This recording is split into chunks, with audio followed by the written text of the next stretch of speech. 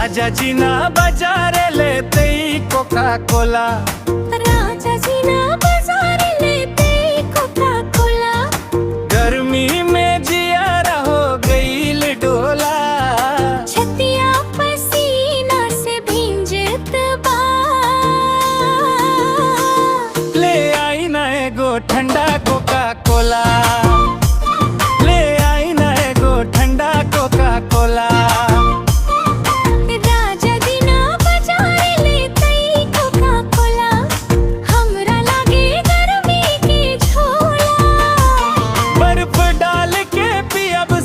संगे मनवा हो जाए रंगीला।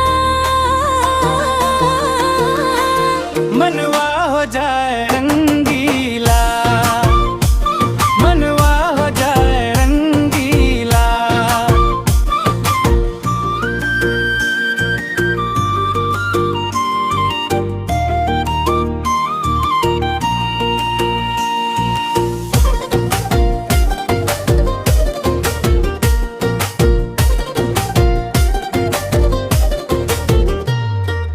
दोपहरिया में लुवा चले, गोरिया के गालवा जरे।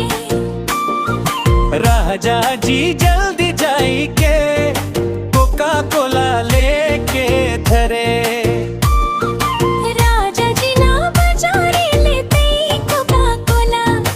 हमरा लागे गर्मी के झोला। बर्फ डाल के पियब संगे संगे। मनवा हो जाए रंगीला। मनवा हो जाए रंगीला। मनवा हो जाए रंगीला।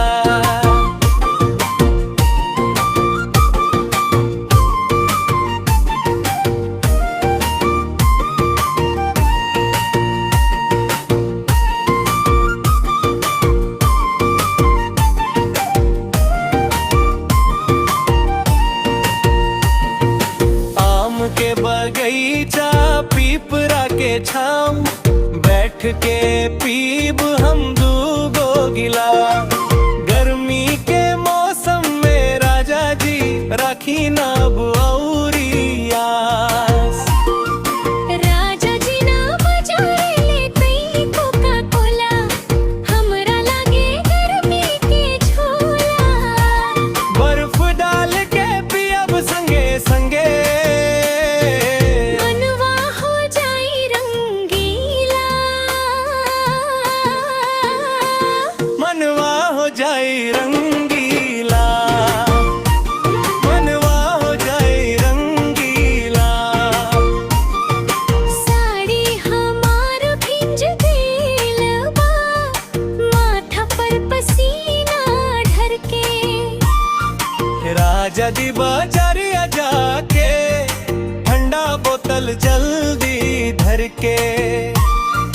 कोका कोला पी के राजा हंसी में बीती रात। गर्मी की प्यार कहानी।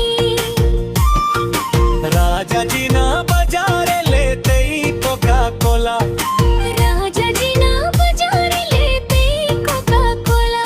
बर्फ डाल के पियब संगे संगे। मनवा हो जाए रंगीला। मनवा हो जाए रंगीला। मनवा हो जाए रंगीला।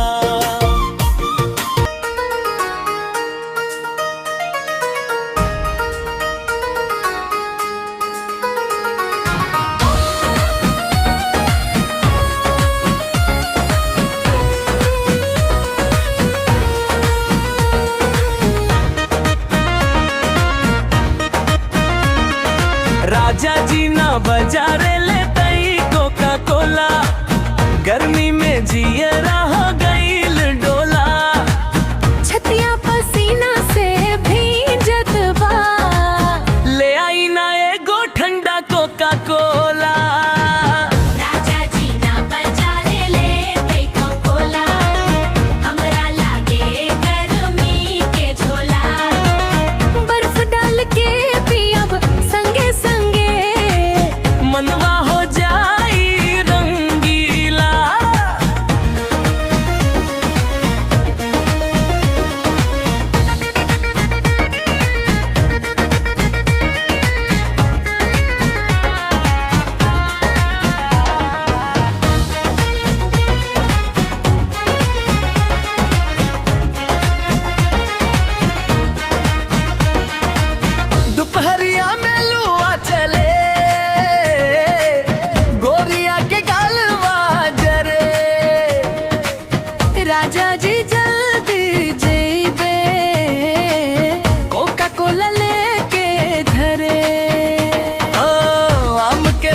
राजा पीपरा के छाँव बैठ के पीब हम 2 गिलास गर्मी के मौसम में राजा जी राखी ना अब औरी आस। राजा जी ना बाजार ले कोका हमरा लागे गर्मी के झोला बर्फ डाल के पियब संगे संगे मनवा हो जाए रंगीला।